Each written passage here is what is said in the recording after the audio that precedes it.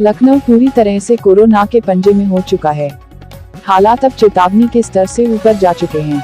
गंभीर मरीजों के लिए बेड नहीं है जिनको बचाया जा सकता है। वो लोग मर रहे हैं, टेस्टिंग सीमित है और जो हो भी रही है उनमें रिपोर्ट निगेटिव की दी जा रही है। आपातकालीन इंतजाम के नाम पर सिर्फ खानापूरी हो रही है। सरकारी आंकड़ों पर भरोसा करना खुद को मौत के मुंह में धकेलना है।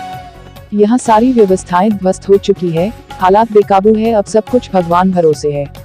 लखनऊ में संक्रमण बढ़ने के साथ ही साथ कोरोना रिपोर्ट आने में भी मरीजों को मुश्किल आ रही है।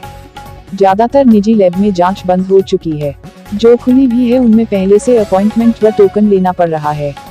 वहीं सरकारी अस्पतालों में जांच कम कर दी गई है। इससे 5 से 6 घंटे तक मरीज लाइन में लग रहे हैं।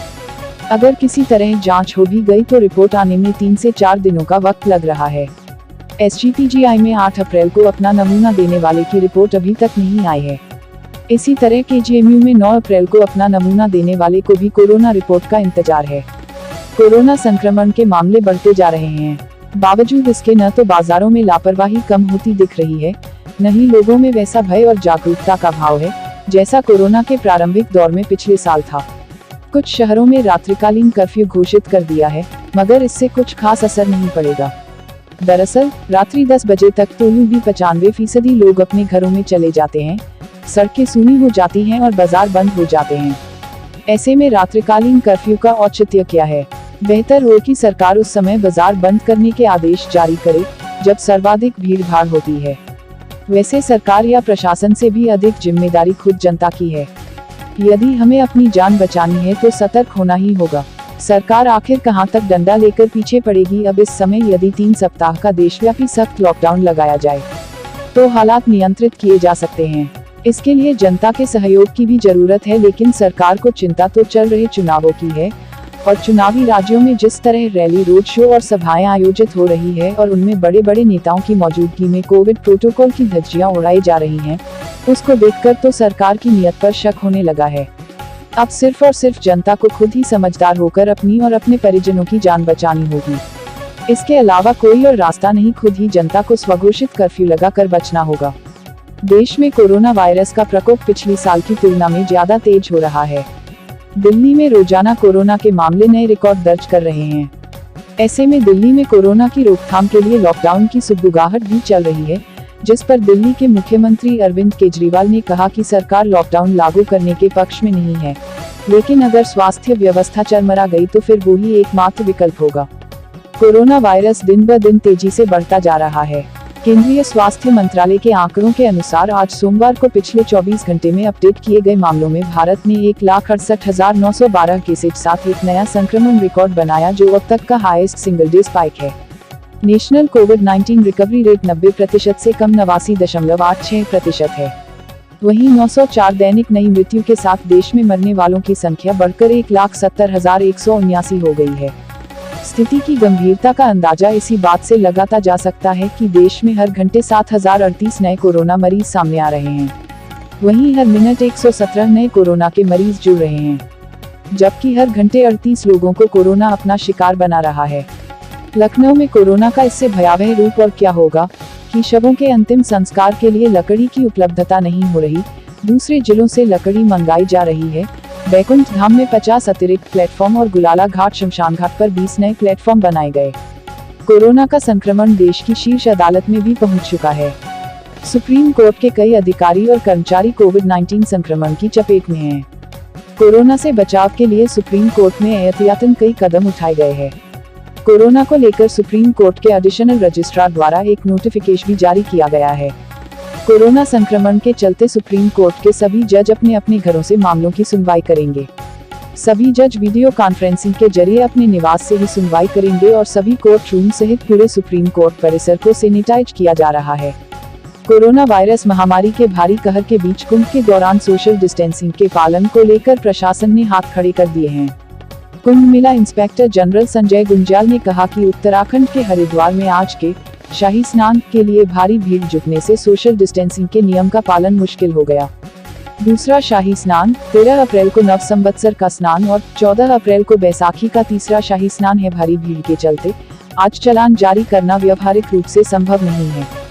घाटों पर सोशल डिस्टेंसिंग सुनिश्चित करना बहुत मुश्किल है। उन्होंने कहा, अगर हम घाटों पर सोशल डिस्टेंसिंग को लागू करने की कोशिश करेंगे तो भगदड़ जैसी स्थिति पैदा हो सकती है, इसलिए हम यहाँ सोशल डिस्टेंसिंग लागू करने में असमर्थ हैं।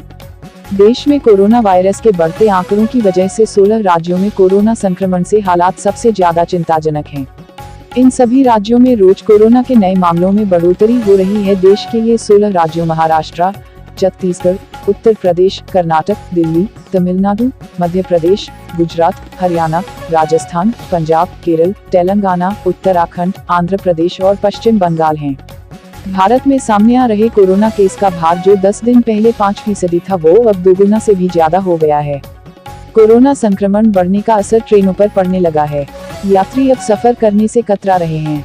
टिकट आरक्षण कराने वाले यात्रियों की संख्या में गिरावट आई है। इतना ही नहीं, जिन्होंने पहले रिजर्वेशन करा लिया है ऐसे यात्री टिकट रद्द कर रिफंड ले रहे हैं। यही वजह है कि रिफंड लेने वाले यात्रियों का आंकड़ा प्रतिदिन तेजी से बढ़ता जा रहा है। इसके चलते रेलवे की चिंता भी बढ़ गई है। उन्हें राजस्व का नुकसान हो रहा है। लखनऊ के मलाईदार चौराहों पर तैनाती के लिए मोटी रकम लेकर टीआई, टीएसआई, हेड कांस्टेबल व सिपाहियों की ड्यूटी लगाई जा रही है।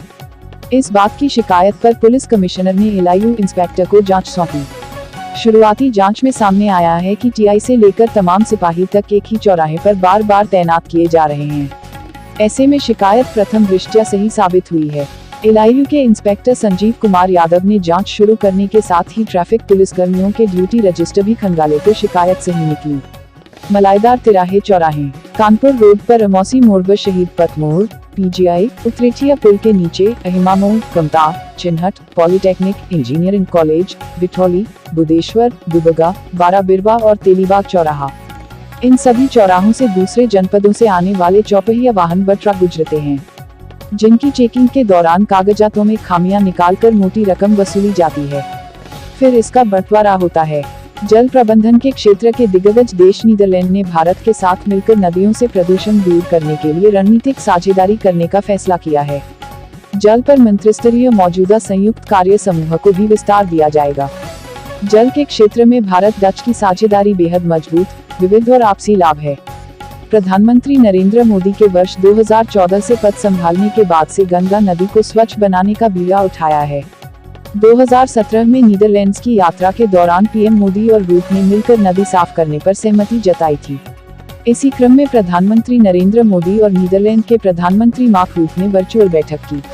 मनीष पांडे नाबाद 61 रन और जॉनी बेयरस्टो 55 रन की अर्धशतकीय पारियों के बावजूद सनराइजर्स हैदराबाद को यहां एम ए चिदम्बरम स्टेडियम में खेले गए आईपीएल के तीसरे मुकाबले में कोलकाता नाइट राइडर्स के हाथों 10 रनों से हार का सामना करना पड़ा।